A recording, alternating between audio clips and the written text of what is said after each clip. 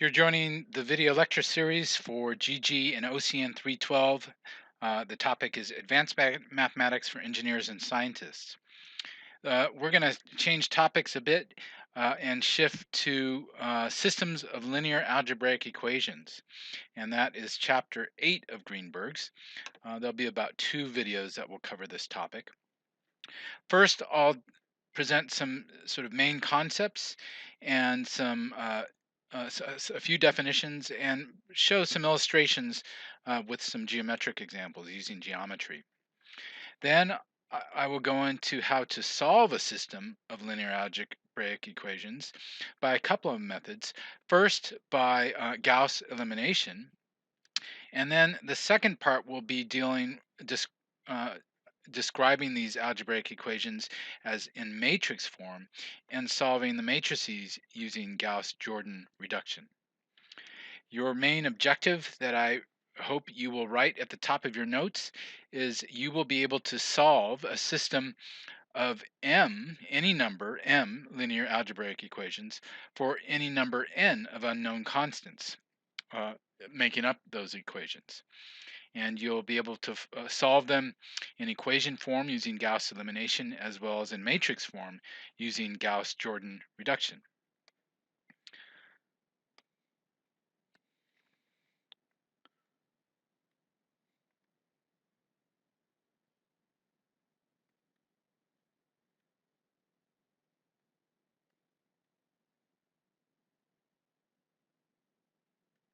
I like to write the topic at the top of my notes to make sure that's nice and clear. And let's talk about what we mean by system of linear algebraic equations. So we've seen some situations in what we've studied so far where we have to solve for a number of equations and a number of unknowns. One example that we've seen recently is when we want to solve the particular solution for this third order for an ODE.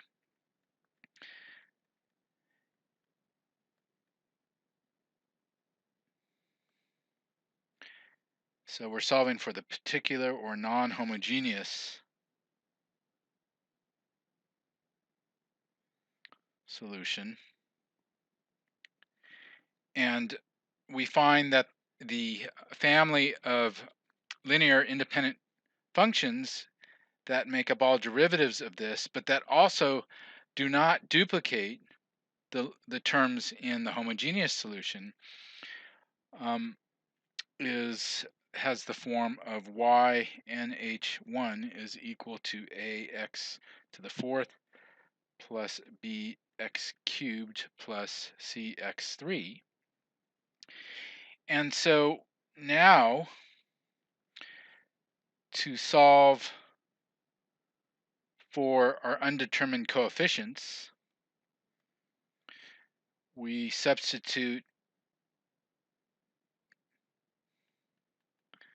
this back into our ODE.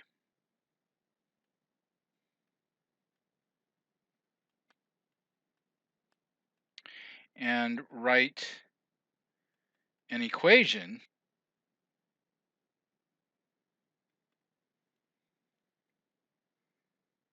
for each linearly independent term. For example, we'll have a term that's x squared, for which we get the equation minus 12a. And just to keep everything in the right place, I'll add that to 0 plus 0 is equal to 3. We have x, and that gives b plus 0 is equal to 0. And then we have the constant term, x to the 0 power, and that gives 24a plus 0 plus, or minus 2c.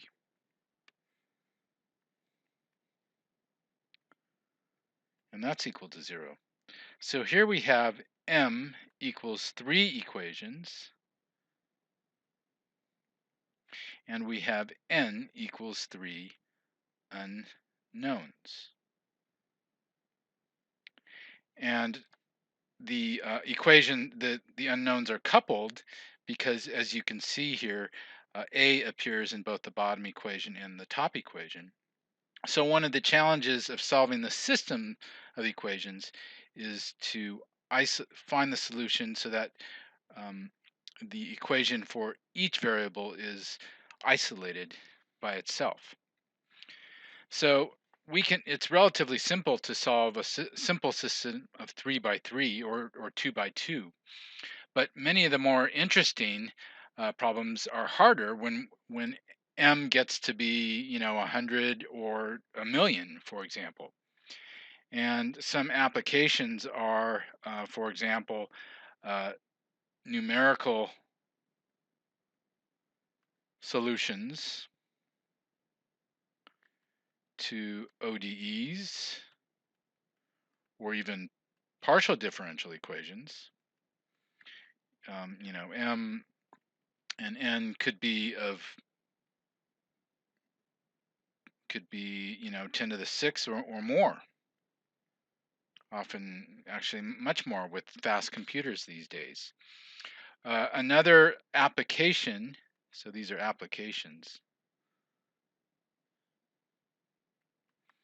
would be, for example, if we have a data set of, say, seismic data that we want to understand the seismic velocity structure that gives rise to that data, we would use sort of a, a, a number of methods described in, for example, geophysical inversion. So there's inverse theory is a sort of a field or a subfield that often involves solving large systems of equations and unknowns. So that's sort of an overview of what we're sort of getting into and the utility of being able to solve these problems. Let's get into some definitions.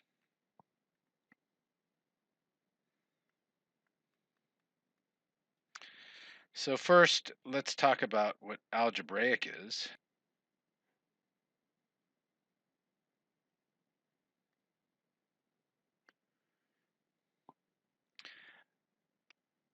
Or I should say, so an algebraic or a polynomial equation has the form a constant an times x raised to the n power plus an minus 1 times x raised to the n minus 1 power all the way down to a 2x squared plus a 1x1 is equal to c. So all other equations, if an equation is not in this form, it's called transcendental.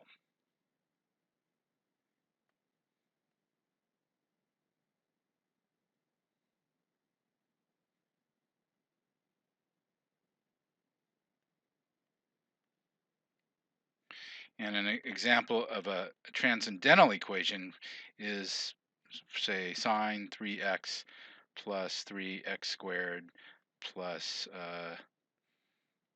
x is equal to 10. So the sine x 3, the sine term does not fit into this general polynomial form. Now, a linear algebraic equation involves linear terms of the unknowns. They're lines. For example, a1x plus a0 is equal to 0. This is of course one unknown, and we can form a linear algebraic equation with three unknowns. For example, a ax plus by plus cz is equal to 0.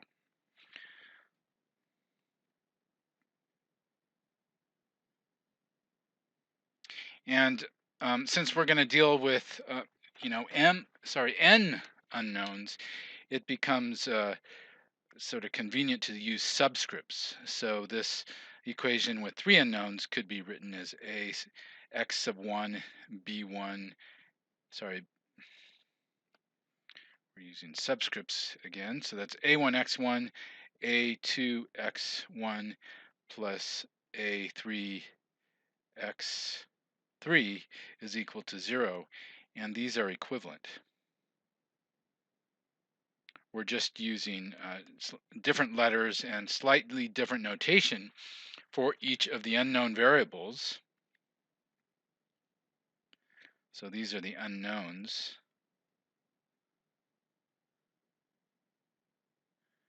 And the constant coefficients, the constants, are the a's.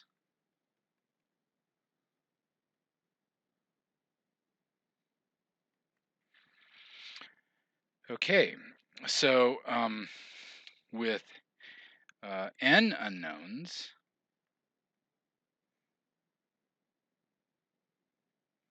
we would write a1 x1 plus a2 x2 all the way up to an xn is equal to 0. Okay, so again, this is a linear algebraic equation because they're just linear functions of each of these unknowns, and in general we can have n unknowns in any given equation. So now let's look at the general system of m linear algebraic equations.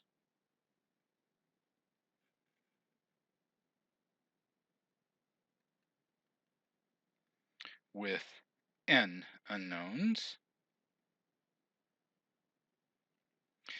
And so we'll make use of 2 subscripts for the coefficients. So the first subscript represents the equation.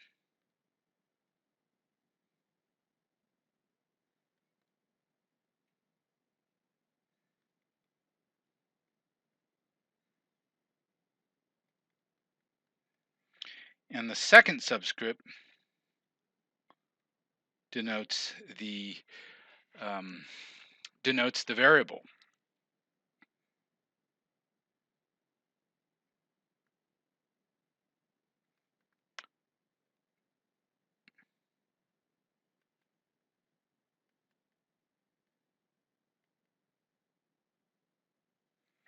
So for the first equation,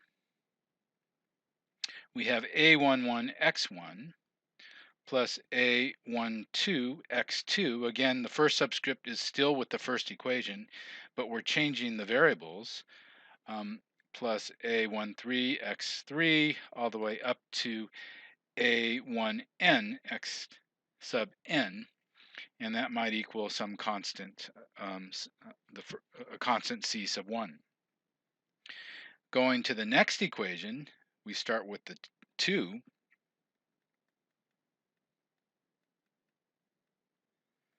and so forth.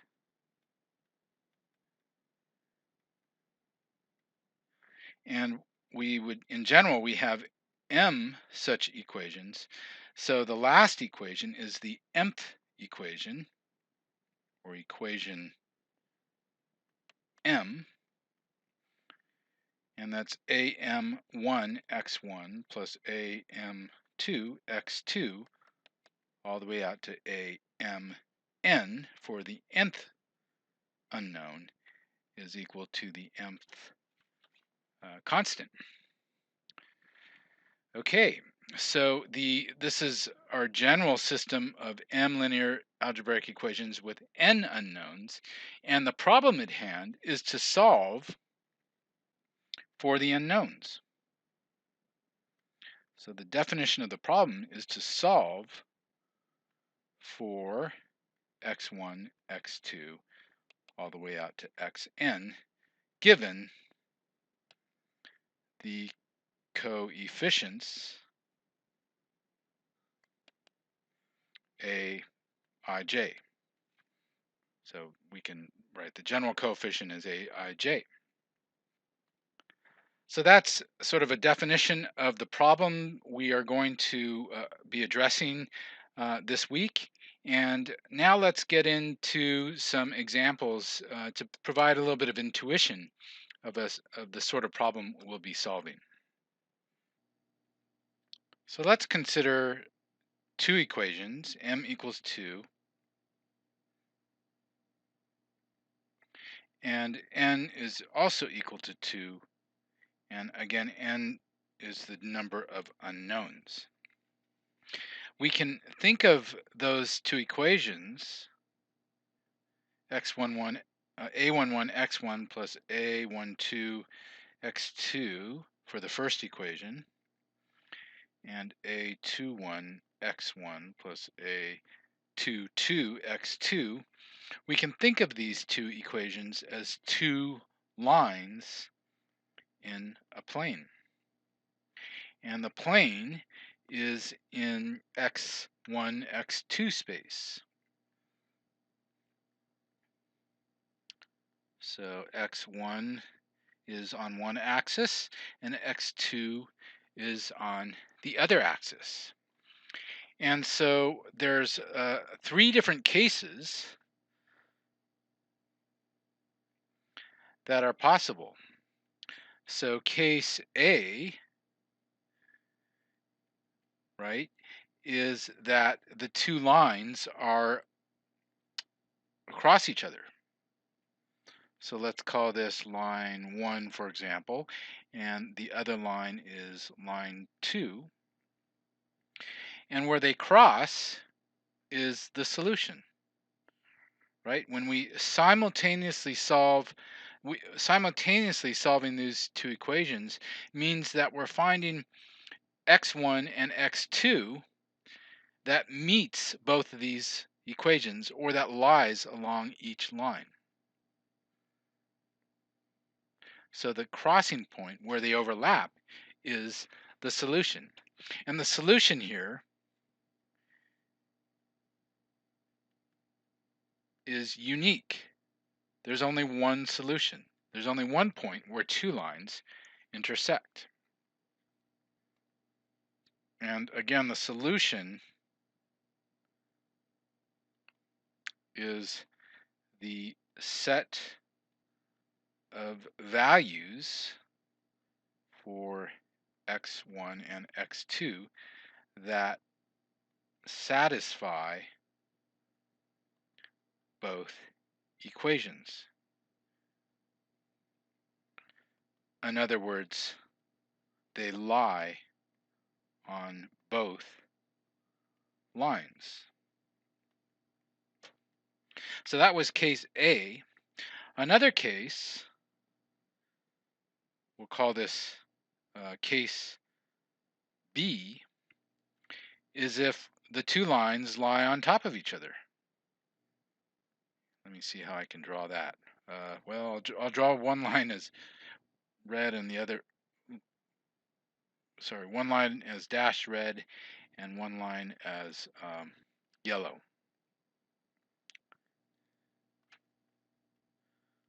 Oops.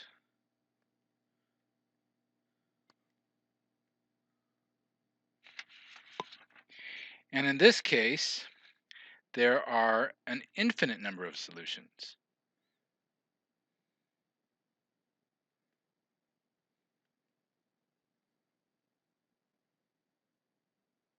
When the two lines are collinear, they're the same line, then the overlap is infinite along the whole line. A line is generally infinitely long, and there's infinitely number of points on a line. And so that's the second case. And the third case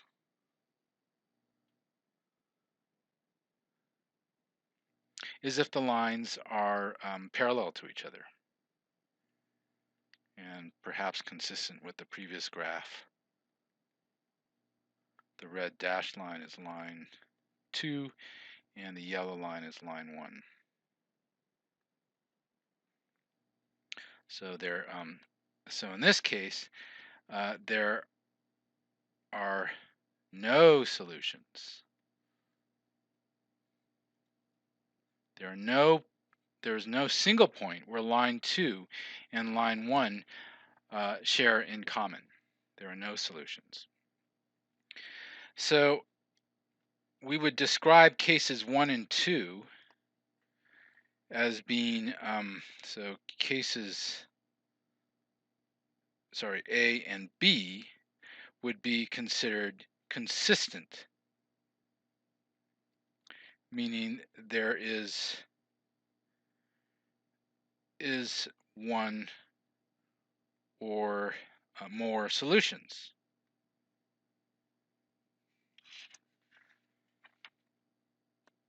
So that's another definition. Consistent means that there is a solution. And case B, when there's no case C, when there is no solution, would be described as inconsistent.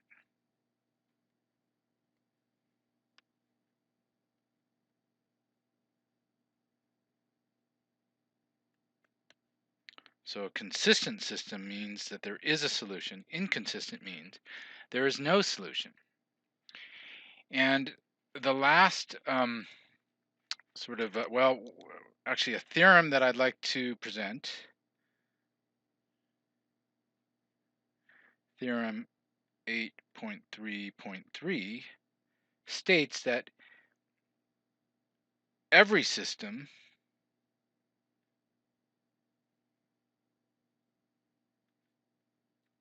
has no solution, or it's inconsistent, or if it's consistent, it has a unique solution or an infinite number of solutions. So there are three possibilities. It has no solution, it has a unique solution,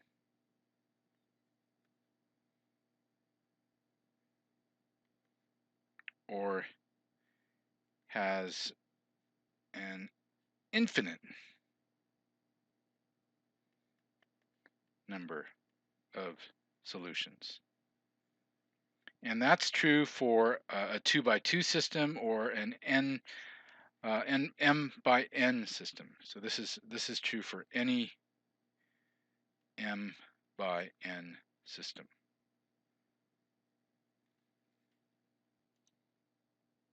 We could extend this two-dimensional example to a three-dimensional example in which we have three equations describing linear relationships between three directions, well, unknowns in three directions, x1, x2, and x3. And those each equation would describe a plane rather than a line. And we could, the three planes could intersect at a point in which case the solution would be unique. They could intersect as a line, or they could be completely parallel. Or sorry, if they intersect as a line or they're coplanar, then there's an infinite number of solutions, or they could be precisely parallel in which there would be no solutions. So this gives some insight using geometric examples. So this was sort of our introduction of the main concepts, some definitions, and some illustrations with some geometric examples. Now let's learn how to solve some systems using Gauss elimination. So let's start out with a relatively simple example involving two equations and two unknowns.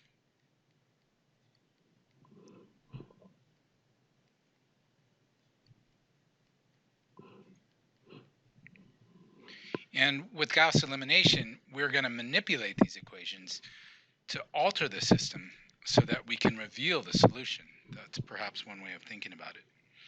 So with equation 1, we're just going to keep equation 1. We're not going to do anything to equation 1. So this arrow indicates that we're going to transform equation 1, but in this case we're just going to transform it into itself.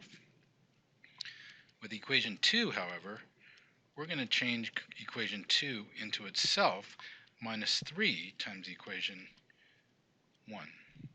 And if we multiply this equation by 3 and subtract, we're going to eliminate this first term. So again, we have equation 2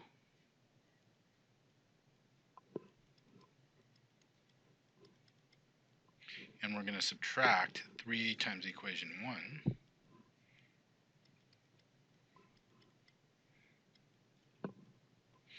And when we do that, we get a 0. We eliminate the x1 term, and we get a 5x2 plus 3. So we now have a new system that's x1 minus x2 equals 1. We have 0 plus 5x2 equals 3. This should be an equal 3. And this is our new system. And so we can almost see what x2 is, but it might help if we took that second equation and divided that by 5. And so that's a simple manipulation of the second equation. And when we do that, we see that we get x2 is equal to 3/5. So we've solved our first for our first variable. So now all we have to do is solve for x1.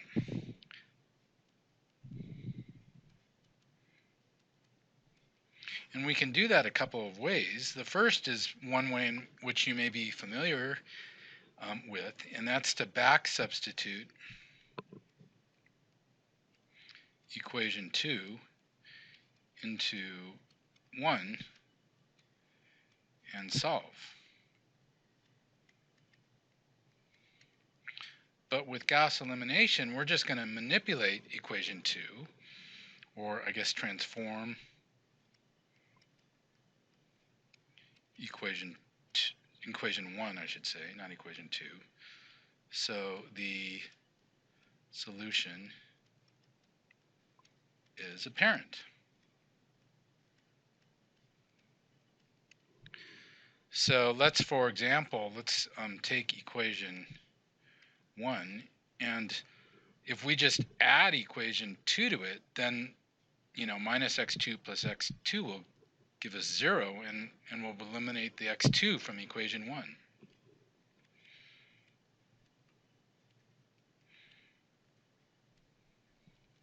So if we do that, we get x1 plus 0 is equal to 1 plus 3/5.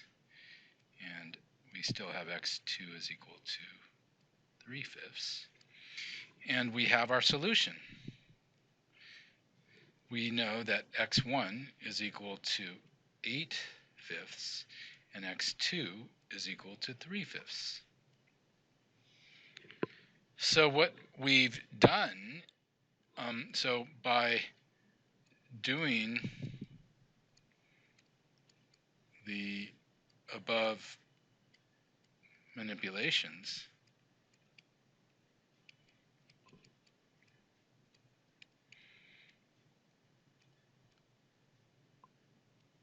we've essentially untangled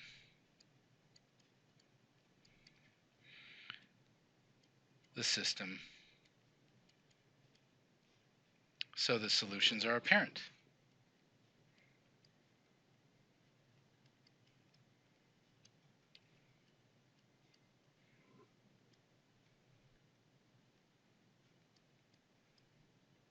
The word untangled comes from, as how Greenberg describes it, because, if you remember our starting system, we couldn't see what the solution was because x1 and x2 appeared in both equations.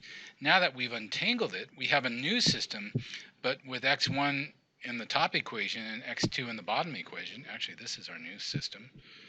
That's a simple system of equations that we know that we can easily see the solution. Well, you might rightly ask, well, what are the sorts of things that we can actually do to these equations to preserve our system? We can't do anything to these equations, but Gauss elimination defines the types of operations that can be done. And these are elementary operations. So when you're going through and using what we're using now is Gauss elimination, and Gauss elimination requires you to select from these three elementary operations. And the first elementary operation is to multiply an equation by a constant,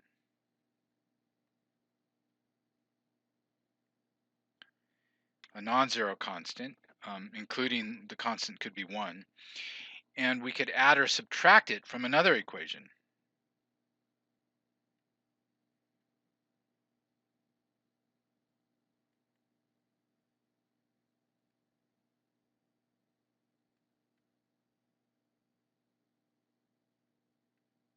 And we could describe that operation in shorthand as equation J, for example, is transformed, it's changed by taking equation J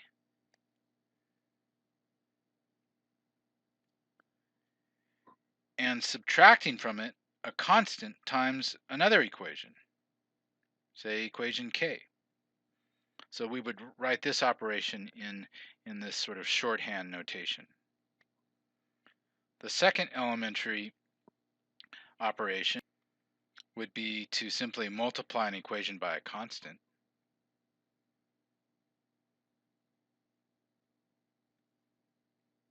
Let me keep my colors consistent here.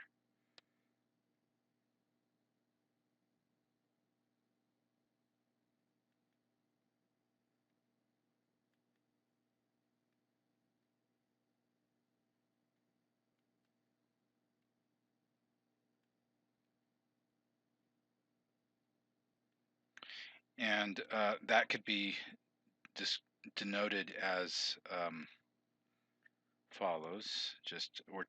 Again, we're starting with equation J, and the arrow means we're changing it into a constant alpha. This is our constant as it was above, times itself.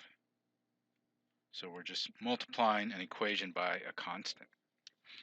And then the third elementary operation is to interchange or reorder an equation. So that would simply mean that we would change equation J to equation K, and we could do this. We would change equation K to equation J. So that's just we're just rewriting the equations in a different order. And these elementary operations are allowable because of theorem 3.8.1, which states that a linear system of equations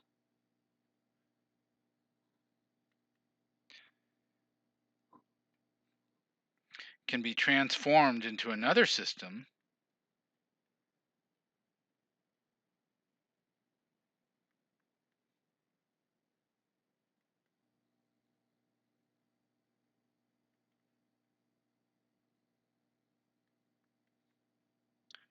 by a finite number of elementary operations.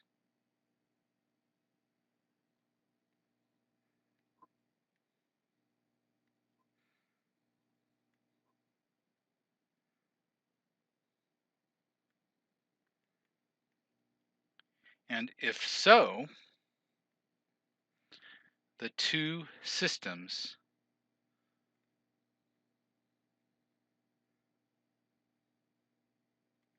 are equivalent.